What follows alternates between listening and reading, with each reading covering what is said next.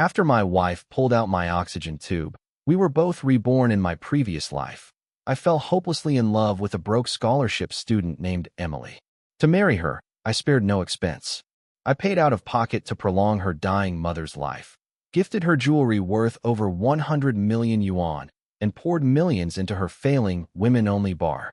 But after a devastating car accident left me hospitalized and unconscious, it was Emily herself who pulled out my oxygen tube. Because she never loved me. She loathed me for using money to tie her down, keeping her from the man she truly wanted. And now, in this new life, the moment I opened my eyes again, Emily slapped away the diamond ring I was about to offer her. "Lucas, I told you before, I don't like you," she sneered, her face full of disdain. "Don't insult my dignity with your money." I blinked, stunned. The disgust in her eyes was unmistakable. "And besides," she added coldly, "I already said it's over. Stop harassing me." With that, she turned, walked straight to Nathan, and took his hand with practiced intimacy. "He's the one I like. I'll only ever be his girlfriend," she declared. "I don't care how expensive your gifts are. I won't accept them." Around us, a crowd of nosy, anti-type college girls were whispering and gasping like they were watching a soap opera live. It was only then that it hit me. I had been reborn, back to the day right before Emily graduated from university. Just like in my previous life, she'd broken up with me a few days prior. So, I had followed her here, clutching a 30 million yuan pink diamond ring, desperate to win her back. Back then, the moment she saw that ring, her eyes had lit up and she eagerly slipped it onto her finger. But this time, she didn't even let me open the box. She smacked it right out of my hand. I looked at her coldly. "Emily, you think too highly of yourself. Who said this ring was for you?" A cruel smirk played on my lips as I scanned the crowd. Sure enough, Claire was there. Her eyes shimmered, red with unshed tears as she looked at me.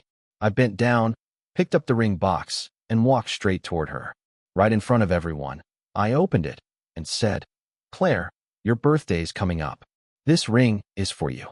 The massive pink diamond caught the sunlight, glowing with a gentle yet stunning brilliance. A wave of gasps swept through the students around us. Some even jumped with excitement. "Oh my God, that's the 30 million yuan pink diamond ring," someone shrieked. "That's insane. If someone gave me a ring like that, I'd marry him on the spot," another girl laughed. "Emily's really ungrateful," someone else scoffed. "With her background, what right does she have to be so picky? She just threw away a golden opportunity," someone echoed. "I always thought Claire and young Master Lucas were a perfect match anyway. Same background, same status. Childhood sweethearts." Claire looked stunned, tears welling in her eyes. "Lucas, is this really for me?" she asked softly. "Yes," I said. "Will you be my girlfriend?" She threw her arms around me, sobbing. "I will." Chapter 2. Claire, daughter of the powerful Sue Corporation, had been my childhood friend for as long as I could remember. She had secretly loved me since we were kids. When she started college, I visited her campus one day, never expecting that I would meet Emily there. Emily was just a freshman, struggling to make ends meet. She worked part-time at a campus cafe, and she and Claire were coincidentally in the same year. She had already started working even before school officially began. Clearly, her family was in deep financial trouble. That day, she accidentally spilled hot coffee all over my shirt. She was so terrified, she burst into tears. I looked down at her worn-out sneakers and faded jeans and felt something stir in me. She was different from the privileged girls I'd grown up with. Fragile, yes, but stubborn like a weed growing through cracks in the sidewalk. I fell for her, this determined girl who stood out like a spark in the dark. When I found out she couldn't afford tuition, I handed her my bank card and told her I'd cover all her expenses for the next 4 years. On one condition, she had to become my girlfriend. Emily stared at the card, biting her lip for a long time before accepting it. She looked humiliated, but she still took it. Years later, when she learned that our classmate Nathan was getting married, she got drunk and collapsed in my arms, sobbing uncontrollably. She told me she hated me. She believed that if I hadn't interfered, she and Nathan would have ended up together. She claimed I had destroyed her only chance at true love. Devastated, I let her go. But just when I thought it was over, her mother's condition worsened. She needed a kidney transplant urgently. In desperation, Emily climbed into my bed and begged me to help her. She promised to marry me that very night. She was passionate, unrestrained. I fell for her all over again. We got married shortly after. But from that day on, she became distant, cold, as if her soul had left her body. Until the day of the car crash. When I lay unconscious in the hospital, before my family could arrive, Emily pulled the oxygen tube from my nose with her own hands. After I was reborn, she ran straight back to Nathan, as if nothing had happened. Fine. If that's what she wants, she can have it. But when she saw Claire in my arms, jealousy flared in her eyes. Lucas, we only broke up a few days ago, and now you're already with someone else? So that's how much I meant to you. I almost laughed. Her sense of entitlement was astonishing. For 4 years, I spent more money on her than I could calculate. Got her mother into the best private hospital. Bought the most expensive imported medications. And to her, none of that mattered. Then Nathan stepped in. Emily, don't waste your time with him. I have a gift for you too. He knelt and pulled out a tiny, cheap jewelry box. Inside was a simple gold ring. I thought we'd missed our chance, he said tenderly. But I'm glad you turned around and saw me. Emily picked up the ring like it was some kind of sacred relic. I made this for you, Nathan said. Polished it myself, from a 5-cent coin. Took me 6 months. Look, your name is engraved inside. So he smiled. Do you like your priceless gift? Chapter 3. For half a heartbeat the quad went dead silent. And then the whispers detonated. A ring made from a pocket coin? Are they rehearsing for kindergarten? My kid brother's in middle school and bought our mom a solid gold band with his New Year money. 3 whole grams. Stop. The secondhand embarrassment is killing me. When other campuses hear, we'll be a meme. I need to stare at that pink diamond again and rinse my retinas. A flush climbed Emily's cheeks. In her first life, she might have been moved by Nathan's handmade trinket. Sincerity counted for something. But after marrying me, she had slept in a hilltop villa, dined on Michelin-tasting menus, worn every season's newest couture, and collected jewelry that started at 7 figures. She was no longer the girl in scuffed canvas shoes. Catching my amused gaze, she forced a bright smile, slid Nathan's ring onto her finger, and raised her chin. A handcrafted gift has more heart than anything money can buy, she declared. Then she pulled Nathan up and the two left, fingers intertwined. Graduation ceremonies were over. Seniors were drifting off campus. Nathan had nowhere to stay, so Emily led him back to her dorm to pack and invited him to move in with her. Loaded with duffel bags, they wobbled along on a shared bike until they reached the apartment building. Don't stress, she encouraged, punching in the door code. Once you land that job at Choncorp, we'll start saving for a real car. Beep. Incorrect password. Emily frowned and tried again. Beep. Incorrect password. Nathan touched her elbow. Are you sure this is the right place? She slammed a palm against the door. Lucas must have changed the passcode just to make me beg. Pulling out her phone, she dialed me. Lucas, are you playing hard to get? If you think a locked door will make me crawl back, dream on. Open up before I start hating you even more. Chapter 4. I was strolling through a luxury mall with Claire when her voice crackled through the speaker. Claire's fingers tightened on my sleeve. I squeezed her hand to reassure her. In my previous life, after I died, Claire had thrown herself across my body and wept until she fainted more than once. Compared with Emily, she was the one who deserved the world. Emily, I said evenly, we broke up. And if I recall, that apartment is titled in my name. Her tone chilled. With Nathan beside her, she couldn't explode, so she forced civility. Then at least buzz me in, I need my things. I feigned surprise. Your things? All of it was bought with my card. Since we're finished, why keep milking me? She hissed through her teeth. Fine, Lucas. One day you'll crawl back, and I'll slam the door in your face. I ended the call before she could finish. That line belonged to me. Nathan wrapped an arm around her shoulders. He's out of line. Don't worry, I'll prove myself. I've got a little cash left. Let's rent a place first. Tears glossed Emily's eyes. Your interview's in 3 days. You need rest. We'll stay at a nearby hotel for now, then rent an apartment close to your office once you're hired. She marched him to a 5-star hotel across the street. Habit made her reach for the black Centurion card she once carried as my wife, only to discover it didn't exist in this timeline. Awkwardly, she fished out a regular debit card. I'll take a quiet suite, she told the clerk. Certainly, miss. 3,888 yuan per night. Nathan's eyes bulged. That's 2 months' rent. It's fine. she said, forcing calm. There's money on the card. A second later, the receptionist offered an apologetic smile. I'm sorry, miss, insufficient funds. Chapter 5. She thought my money would never run dry. Emily stared at the hotel receptionist, dumbfounded. How is that even possible? She snatched back the debit card, the one I'd given her back when she was a freshman, a supplementary card tied to my account. She'd been using it freely for 4 years. In her mind, it might as well have been hers. The idea that I would cancel it? Unthinkable. Her face turned stormy. Grabbing Nathan's wrist, she marched out of the hotel. What happened? He asked carefully. Pressing her lips together, she snapped. How much cash do you have on you? Maybe we should just find a cheaper place for tonight. Nathan hesitated. Honestly, hotels are too pricey. I'm almost out of cash too. But a few days ago, I found a one-bedroom apartment through an agent. It's small, but way more affordable. Emily sighed and nodded. Fine. Let's make do for now. And just like that, burdened with bags, the two of them moved into a cramped rental, barely 50 square meters in total. Emily stepped inside, gave it a quick glance, and frowned. The whole apartment wasn't even as large as the living room in the penthouse I once gave her. Nathan tried to break the awkward silence. I know this place isn't what you're used to, but we'll manage, right? Emily forced a smile. Small spaces feel cozy. Honestly, I never got used to that massive apartment Lucas put me in. Nathan lit up. Don't worry. I'd never treat you the way he did. One day, I'll buy you a little house of your own.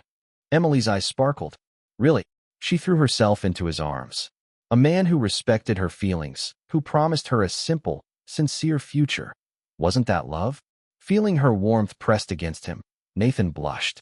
In the modest space, they stared into each other's eyes and slowly leaned in for a kiss.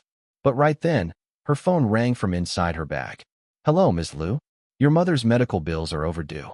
Please come settle the balance today. Also, the imported medication she needs. There's only a 3-day supply left. Please bring more when you visit. Chapter 6. Back to poverty. Now pay your own bills. Emily froze, the phone still pressed to her ear. In her previous life, her mother had already received the kidney transplant, recovered, and been discharged. But now, back in her 22-year-old body, she'd completely forgotten that her mother was still in the hospital, still enduring excruciating treatments. Back then, money had never been a problem. She drove the luxury cars I gave her, lived in the upscale high-rise I paid for, and used my black card to cover all of her mother's bills. Even her worthless younger brother got into the most elite private high school, thanks to me. And yet, she acted like she'd been wronged, as if I had chained her down, ruined her dreams, stolen her life. Well, now she was free of me, just like she wanted. Let's see how she handles all that freedom and those crushing medical expenses on her own. That night, I went out drinking with friends to celebrate my new beginning and ended up smashing my car into a utility pole. Claire was with me, and when she couldn't wake me, she called 911, sobbing as they rushed me to the hospital. I slept through the night. Claire never left my side. The next morning, just as I was preparing to leave, I saw Emily in the hospital lobby, face pale and tear-streaked, pleading with the doctor. Please, she begged, clutching his white coat. Please keep treating my mom. I swear I'll pay the bill in a few days. The doctor shook his head. It's not that I don't want to help, but hospital policy is strict, and I don't have the authority to approve charity cases. Try asking your friends or relatives. He gently brushed her hands off and walked away. Emily sank into a plastic chair, trembling with rage and helplessness. Just as Claire and I passed her by, she suddenly looked up and glared at me like I was the villain. Lucas, she hissed. You planned this, didn't you? Waiting here just to see me beg? Well, forget it. I won't fall for your tricks. The more you pull stunts like this, the more I hate you, she shouted. Neither I nor my mother want your filthy money. I won't live like that ever again. I raised an eyebrow. Even if I marry the woman beside me, you think I care if you're jealous? Claire opened her mouth to speak, but I gently stopped her. Thank you for your blessing, Emily. Our families, Wong and Sue, have planned this alliance for years. Please don't disrupt our happiness again. I held Claire's hand and turned away. Lucas, she said softly, are you really going to marry me? I smiled, pinched her cheek. Of course. And if it'll make you feel more secure, I'll have my parents visit your family in a few days to formally propose. She blushed. Okay. In my past life, after graduation, Claire had confessed to me. I turned her down. Heartbroken, she left the country and vanished from my life. But this time, I'd give her the wedding she always deserved. Chapter 7.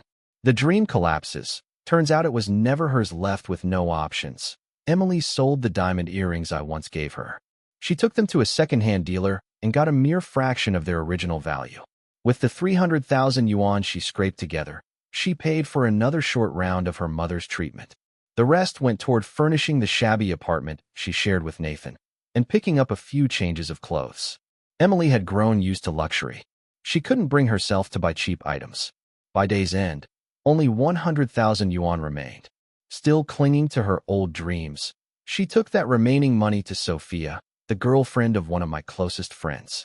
In her previous life, after I married Emily, I gave her money to find something to do. She and Sophia ended up co-founding a women-only bar. The concept took off. Dozens of wealthy wives and heiresses, hoping to get close to me, frequented the place. It became a sensation. Emily was praised endlessly, hailed as some kind of business genius. And after hearing those compliments enough times, she started to believe them. She thought she was the reason the bar succeeded, not me. But this time, she walked into Sophia's office with 100,000 yuan and a proposal. Sophia scoffed and slammed the table. Are you joking? 100 grand? Do you even know what the rent is in that area? It's tens of millions a year. I really don't get what Lucas ever saw in you. He gave you everything. You spat it back in his face. Now you've got nothing, and you come crawling to me. Emily stood there, stunned. Didn't you once say I was your best friend? Sophia blinked. What are you talking about? Even if I lost my mind, I'd never say that. You were a broke country girl. If it weren't for Lucas, I'd never have even looked at you. In her past life, when they'd opened the bar, Sophia really had said those flattering words. But in this life, since Emily never married me, the friendship never existed. Still unwilling to give up, Emily went searching for the women who once showered her with compliments. Those high society socialites who once clung to her every word. One by one, she approached them. And one by one, they ignored her. It was only then, standing alone among cold shoulders and polite dismissals, that Emily finally realized. She had never succeeded because she was brilliant. She succeeded only because she was my wife. Chapter 8. With no other cards left to play, Emily placed all her hopes on Ryan. In her past life, Ryan had landed a position at Chuan Corporation right after graduation. Even as an intern, he earned nearly 20,000 yuan a month. But what Emily never knew was that it wasn't luck, it was Adrian. Afraid she'd rekindle her feelings for Ryan, Adrian had arranged the job through a friend. This time, Ryan wasn't so fortunate. When Emily got back to the small apartment they now shared, she found him still in his interview suit, sleeves rolled up, cooking in the cramped kitchen. How was it? She asked, setting a bottle of red wine down on the dining table. Did it go well today? Ryan gave a bitter smile. Chuan Corporation's hiring standards are insane. I'll try again somewhere else tomorrow. Emily's face twisted with disbelief. It must be that bastard Adrian. He must have pulled strings to block you. He's trying to force me back to him. She grabbed her purse and turned toward the door. Ryan quickly stopped her. Emily, don't go. This has nothing to do with Adrian. Why not? She snapped. Are you just scared of him? Ryan let out a long sigh. I checked Chuan's public hiring data from the past few years. They haven't hired anyone without a master's degree in 3 years. Emily slumped onto the couch, stunned. That can't be right. She couldn't make sense of it. In her last life, Ryan had been hired without issue. So how had he made it in then? Let's eat first, Ryan said gently, placing the dishes on the table. But when he saw the wine, his expression darkened. Emily, I already spent over 100 yuan today, just on pork ribs and shrimp. Even if you've got some cash now, your mom's medical bills are due again next month. You need to learn to be frugal. Maybe even start working. Emily stiffened. She hadn't expected judgment from him. Her eyes reddened as she bit her lip. I bought this to celebrate your entry into Chuan. I thought you'd get in. And besides, this bottle was just a little over 1,000 yuan. That's nothing compared to what I used to drink. Ryan interrupted sharply. Emily, do you really think that just because you were with Adrian for a few years, you're some kind of heiress now? Other people might not know your background, but don't you? He looked at her coldly. You said you left him to become independent. But turns out, you've just gotten used to being kept. You actually think you're entitled. Smack. Emily's hand flew across his face, shaking with rage. I gave up everything for you. And this is what you think of me. She stormed toward the door, but Ryan caught her in his arms. I'm sorry, he said urgently. I was wrong. I just want us to work hard together. That's all I meant. Please forgive me, just this once. He was the man she had chosen. How could she bear to leave him so soon? Tears streamed down her face as she nodded silently. Chapter 9. A month later, at my engagement banquet with Claire, I saw Emily again, by complete accident. She was working at the hotel. With her degree in English, she was now assigned to greet foreign guests. Wearing a crisp staff uniform, she looked so different from the Emily I remembered that I almost didn't recognize her. When she had first returned to the past, she still carried herself with pride, every step laced with confidence. But now she was visibly thinner, with dark circles under her eyes. Not even makeup could cover the fatigue on her face. Just after finishing with a guest, she sighed irritably, and then looked up, and saw me. I stood there in a tailored suit, holding a bouquet of lilies and roses. Emily immediately straightened up. Her frown vanished, replaced by a faint, dismissive smirk. Like she was walking onto a runway, she strutted toward me with grace and poise. But as she got closer, I saw the fine crow's feet etched near the corners of her eyes. Her cheap foundation clung to dry skin in patches. Emily smiled and opened her mouth to speak. Adrian. A woman's voice rang out, cutting her off. We both turned. Claire stood in the lobby entrance, bathed in golden sunlight like a fairy tale princess. She wore a custom-made French gown worth 80 million yuan, paired with crystal heels studded with 888 diamonds. Her aura sparkled like a queen's. The confidence on Emily's face shattered in an instant. Her eyes turned cold as she stepped quickly between Claire and me. Adrian, I know exactly what this is. You picked this hotel for the engagement banquet on purpose, didn't you? Just so I'd see her. Just to make me regret it. She laughed bitterly. Fine. I admit I'm not living the way I used to. I was naive. I believed too much in love. But now, I'm willing to give you a chance. If you pursue me, I won't say no. I let out a cold chuckle. Before I could even reply, the hotel manager stormed over and yanked Emily aside. What do you think you're doing? He hissed. This is young Master Wang's engagement banquet. Do you want to lose your job? Emily struggled to break free, but failed. She could only watch as Claire walked over and gently took my hand. Through gritted teeth, Emily cried out, Adrian, you win. Even if I were born again, I still wouldn't be able to escape you. Fine, I'll be your girlfriend. We can even get engaged today. Just tell Claire to take off that dress and give it to me. Chapter 10. The group of friends trailing behind Claire erupted into laughter. So this is the poor student you used to sponsor, Adrian? Someone snorted. After everything you gave her, she's still clinging to you like a parasite. She always acted so composed, another said. Who knew she was this delusional? She actually asked Claire to take off her engagement gown and give it to her. A woman gasped. How shameless can one person be? Utterly pathetic, someone else sneered. Does she think she still has a shot at marrying into wealth? She probably doesn't even know that the Wang and Shu family alliance just closed a multi-billion yuan deal. Another added with a smirk. What does she have to compete with Claire? Can she even cough up 100,000 yuan right now? Their laughter layered like knives, sharp and unrelenting. Emily's face flushed crimson, her expression crumbling under the weight of humiliation. I didn't say a word. I simply tightened my grip on Claire's hand and turned to walk away. Wait. Emily's voice cracked behind me. I paused. She took a breath like she was about to leap off a cliff. Her eyes fluttered shut, then opened slowly. Adrian, she began, voice trembling. I'll tell you the truth. I came back from the future. I was reborn. The room went quiet. Even the snickering paused.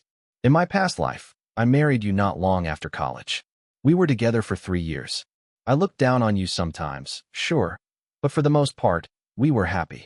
She laughed bitterly. I always thought I regretted not ending up with Ryan. So when I returned, I tried to fix that. But I was wrong.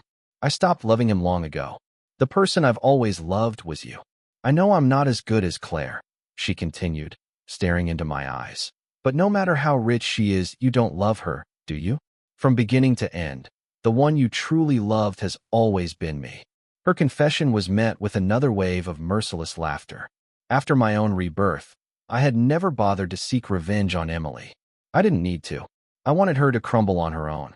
Not in an instant, but slowly, piece by piece. It's easy to rise from poor to rich, but going from rich back to poor is a slow, rotting descent. This once untouchable flower was withering all by herself. Claire squeezed my hand tightly, her face flushed with fury. Emily, do you have no shame? Stop clinging to us like a leech. But I only smiled calmly and said, Claire, don't waste your anger. She really thinks she's Cinderella. I turned back to Emily. You want to know what I think? If I were in a hospital bed, barely hanging on, she'd be the first one to rip out my oxygen tube, just to use my money to support another man. Isn't that right, Emily? Emily's face drained of color. Her lips parted, trembling. You remember too. Chapter 11. I didn't respond. I simply took Claire's hand and turned toward the elevator, heading up to the top floor where our engagement banquet awaited. But just as I reached the doors, a loud voice rang out. Emily! Everyone turned. A young man in a motorcycle helmet stormed in, holding a lunchbox and shouting angrily. If I hadn't biked all the way here to bring you food, because you said you had no appetite, I wouldn't have gotten front row seats to such a damn good show. It was Ryan. Emily's eyes darted to him, then narrowed. This is a 5-star hotel, she snapped. Even the staff meals are better than whatever you brought. I don't need your pathetic charity. She crossed her arms. If you've got that much free time, maybe figure out how to get my brother back in school instead. Oh, the realization struck me then. The high school entrance results must have come out, and her brother hadn't passed. In our previous life, I had personally moved her brother from the countryside to the city, enrolled him in the best private high school, and later gifted him a house and a job. Now, without me, he probably had nowhere to go. Ryan's face darkened. Furious, he hurled the lunchbox to the ground. You've got some nerve, Emily, he spat. I covered 3,000 yuan of your mother's hospital bills last month. I've been cooking for you every day, and all you do is complain. He stepped closer, his voice rising. Not fancy enough? Not expensive enough? Sorry my shrimp isn't lobster, and my grass carp isn't imported seafood. Who do you think you are? You really think you belong in Adrian's world? You think he'd ever take you back? Emily, already humiliated beyond belief, turned bright red. I used to spend tens of thousands on a single meal. My bags were worth millions. People lined up to give me what I wanted. If it weren't for you, I wouldn't be like this. She glared at him. Other women get pink diamonds. You gave me a coin. And you weren't even ashamed. Ryan burst out laughing. Loud, cruel. Emily, are you still living in that fantasy? He sneered. You can't even pay your mom's hospital bills, and you're still pretending you're Samaris. He crossed his arms. You really think people don't remember? Before you met Adrian, you were working part-time in a coffee shop just to get by. Yeah, you got a few years of the high life. But with your family dragging you down, who the hell would actually marry you? Then, coldly, he added, let me tell you the truth. I only went after you because of a bet. Chapter 12. A bet. Emily's voice cracked. What bet? She stomped her foot like a child, her voice panicked. Tell me, who did you bet with? What was it about? Even I stopped and turned slightly, watching the unraveling scene. Could it be? Had the man Emily threw away everything for only gotten close to her because of a joke? Ryan smirked. The day you spilled coffee on Adrian at that cafe, someone from our class saw it. Later, we joked about what it'd be like to sleep with the kind of girl a rich guy liked. He shrugged. Someone said if I could keep you as my girlfriend for 2 full months, every guy in class would give me 500 yuan. Honestly, I didn't think I'd win. He chuckled. But look at me now. I did it. You bastard. Emily screamed, lunging at him. She scratched at his face like a wild cat, shrieking in fury. Ryan shoved her off coldly. You've only got yourself to blame. I was willing to take responsibility if you had just worked hard with me. But no, you wanted more. You wanted it all. You got greedy. Just then, Emily's phone rang. Her younger brother's voice came through. Sis, the private high school in our county is pretty good. It's only 30,000 yuan a semester. I already registered. Can you transfer me the money? Emily's face twisted. Are you insane? She roared. If you didn't get into public school, go get a factory job. Where do you get the nerve to ask for tuition? I can't even afford mom's medical bills. Her brother's voice erupted on the other end. You promised, Emily. You swore you'd send me to a private school. Now what? You're backing out. She hung up, But the phone rang again immediately. Miss Liu, a doctor said solemnly, your mother's condition has worsened. We need to proceed with a kidney transplant as soon as possible. Please come in to discuss options. Emily's knees buckled. They had stopped the expensive imported meds, and her mother's condition had deteriorated earlier than expected. She dropped to the floor. After a long, agonizing pause, she lifted her head. Tears filled her eyes. Then, on her knees, Emily crawled toward me. Adrian, no. Young Master Wang. I'm begging you. Please save my mother. I remained silent, unmoving. Her eyes searched my face. And just like that, I saw the same humiliating look she wore in our past life. The same defeat, the same shame. She slowly sat back, spine straight, head bowed low. Her voice was faint, shaking. I was wrong. Please, for the sake of what we once had, please save her. Chapter 13, I said. If it's already this miserable, then you might as well just die and get it over with. Those were her exact words. The same words Willow had whispered in my ear before she pulled the oxygen tube from my body in our previous life. Now, I was simply returning the favor, word for word. Then I added, voice icy and calm. Besides, aren't you good at pulling out oxygen tubes? Go back to the hospital and do it again. You've had practice. Willow knelt on the marble floor, trembling violently, sobs racking her body. I was wrong. I was wrong. She choked out again and again, barely able to breathe. It was my inferiority complex. I admit it. I always knew deep down I wasn't good enough for you. So I kept chasing this fantasy of a love between equals. I didn't know. I didn't know it was all a lie. That Ryan, that he only said he liked me because of a bet. Her voice broke. He ruined me.